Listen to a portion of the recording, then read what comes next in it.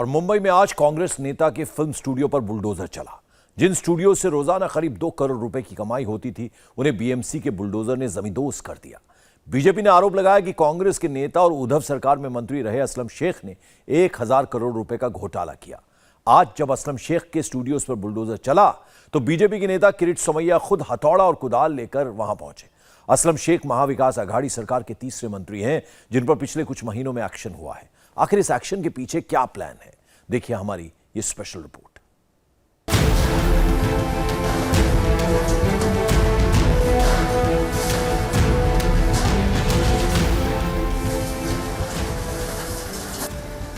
मुंबई में 1000 करोड़ का घोटाला, बीएमसी के बुलडोजरों ने तोड़ डाला।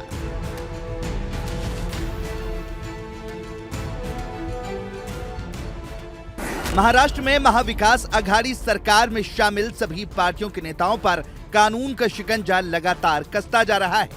एनसीपी और उद्धव की शिवसेना के बाद अब कांग्रेस के नेताओं पर भी एक्शन शुरू हो गया है। शरद पवार की पार्टी एनसीपी के 2 नेताओं और उद्धव सरकार में मंत्री रहे अनिल देशमुख और नवाब मलिक तो ईडी और मनी लॉन्ड्रिंग के केस में पहले ही हवालात की हवा खा चुके हैं। उद्धव की शिवसेना के नेता संजय राउत भी पात्रा चौल घोटाले में जेल यात्रा कर चुके हैं और अब महाराष्ट्र कांग्रेस के सीनियर लीडर असलम शेख की अवैध प्रॉपर्टी पर बुलडोजर चल रहा है।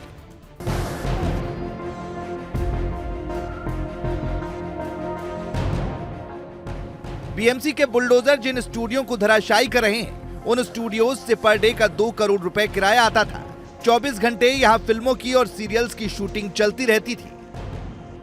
राम सेतु, तू झूठी में मक्कार और आदि पुरुष जैसी बड़ी बड़ी फिल्मों की मड आइलैंड में बने इन अवैध स्टूडियोज में शूटिंग हो चुकी थी। समंदर के किनारे और शोरगुल से दूर होने की वजह से ये स्टूडियो बॉलीवुड वालों को भी शूटिंग के लिए पसंद थे। अपनी इसी शानदार लोकेशन की वजह से महाविकास अघाड़ी सरकार के दौरान कांग्रेस के कोटे से मंत्री रहे असलम शेख ने यहां पर यह स्टूडियो बना डाले, लेकिन उनसे एक गलती हो गई। करोड़ों की कमाई के चक्कर में उन्होंने स्टूडियो तो बना दिए, लेकिन नियम कायदों का ख्याल नहीं रखा। कोस्टल रेगुलेशन जोन के सारे नियमों की अनदेखी की गई और इसी का नतीजा रहा कि आज इन स्टूडियोज पर बीएमसी का बुलडोजर चल गया। आज 5 स्टूडियो तोड़ दिए गए। आज जो है 5 अवैध स्टूडियोज को तोड़ा जाएगा। 6 अवैध स्टूडियोज पर पहले ही कार्रवाई की गई है। तो इस बड़े हिस्से में अगर आप देख पाए, ये जो सामने आप देख पा रहे हैं, इसको स्टूडियो कहा जाता है। इसके अंदर सेट बनाया जाता है, सेट के बाद अंदर शूटिंग की जाती है। तो इन जगहों को जब रेंट पर दिया जाता है तो उससे जो कमाई होती है वो स्टूडियो ओनर्स की होती है। तो अब इस अवैध स्टूडियो को तोड़ने की कार्रवाई जो है वो लगभग यहाँ पर की जा रही है। भाजपा के नेता किरीट सोमैया भी यहाँ पर पहुंचे हैं। उन्होंने लगातार इस घोटाले का बड़ा आरोप लगाया था। स्टूडियो को यहाँ पर तोड़ा जा रहा है, लेकिन आगे की तस्वीर अगर आपको दिखाए तो ठीक पीछे समुद्र है। यानी कि समुद्र किनारे आप कोई भी चीज बनाते हैं तो CRZ का उल्लंघन होता है। आपको बकायदा पर्यावरण विभाग से अनुमति लेनी होती है, लेकिन यहाँ पर अनुमति नहीं ली गई। CRZ का उल्लंघन किया गया, जिसके बाद ये कार्रवाई जो है वो की जा रही है।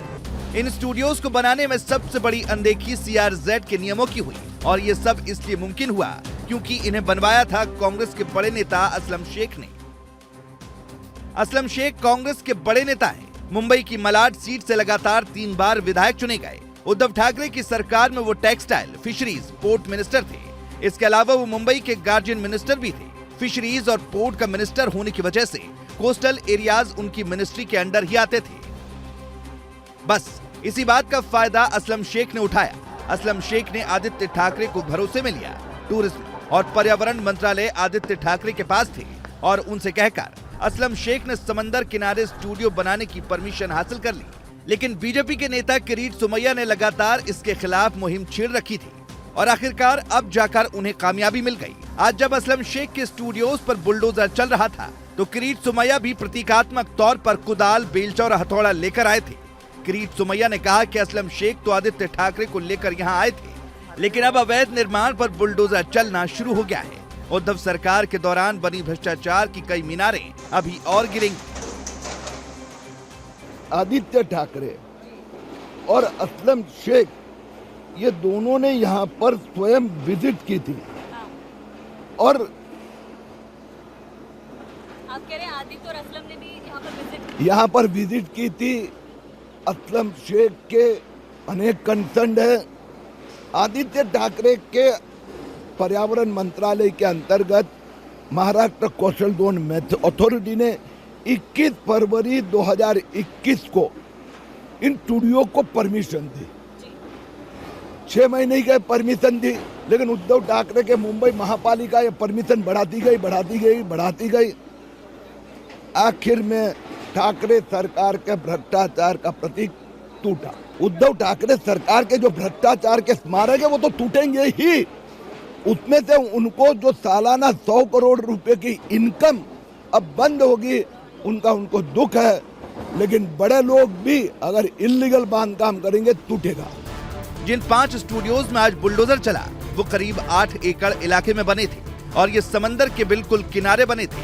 ये देखिए समंदर और इन स्टूडियोज के बीच की दूरी कितनी कम है, जबकि CRZ यानी कोस्टल रेगुलेशन जोन के नियमों के मुताबिक हाईटाइड लाइन से 200 मीटर की सीमा तक का क्षेत्र नो डेवलपमेंट जोन है।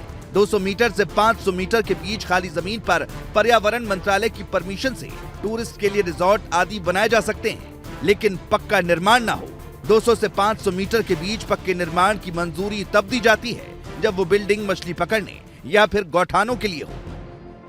लेकिन इन स्टूडियोज को बनाने में सब नियमों की अनदेखी हुई।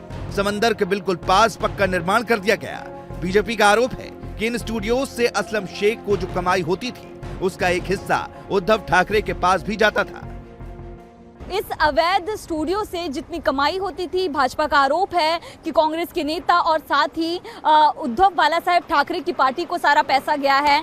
आपको बता दें कि स्टूडियो की तरफ से कोर्ट का दरवाज़ा खटखटाया गया था, कोर्ट की तरफ से स्टे का ऑर्डर दिया गया था, लेकिन एनजीटी ने सारे स्टे को हटाते हुए इसको पूरी तरह से अवैध बताया और तोड़ने की कार्रवाई की गई। जहां पर मैं मौजूद हूं उसके आगे और सामने की तरफ तमाम अवैध स्टूडियोज हैं जिनको तोड़ने की कार्रवाई जो है वो लगभग पूरी हो चुकी है। 3 से 4 जेसीबी की मशीन से यहाँ पर थी। बीएमसी के कई कर्मी हथौड़ा और सारी चीजें लेकर यहाँ पर पहुंचे, जिसको तोड़ने की कार्रवाई लगातार यहाँ पर की।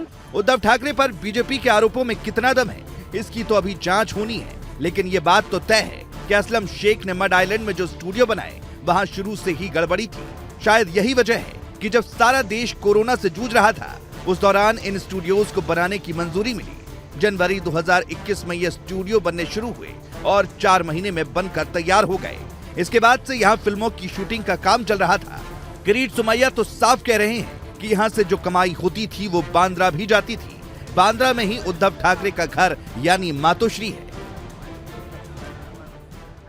यहाँ पर 24 घंटा 24/7 शूटिंग चलता है ये सब परिसर में, जिसका ईयरली टर्नओवर यानी लगभग 400 करोड़ रुपए का साल का रेंट आता है।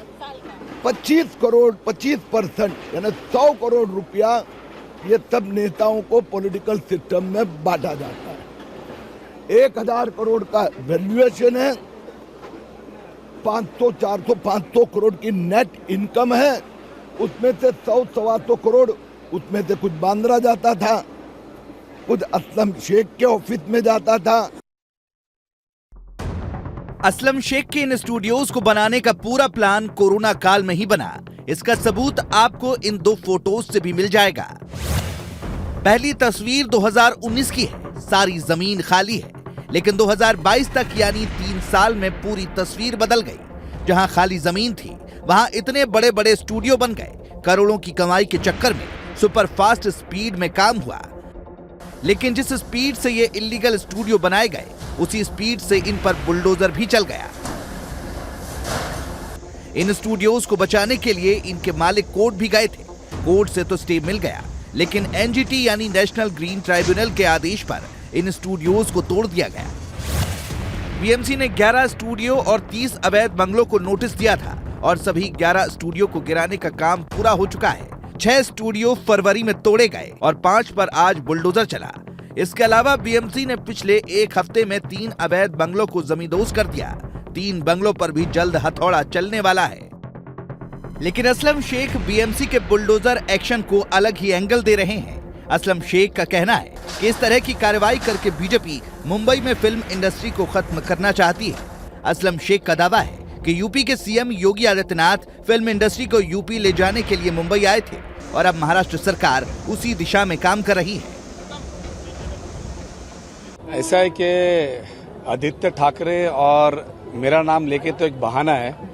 मुबारकबाद देना चाहिए मुख्यमंत्री जी को कि उन्होंने एक और व्यापार महाराष्ट्र और मुंबई से जो है वो गुजरात या यूपी भेजने के सक्सेस हुए।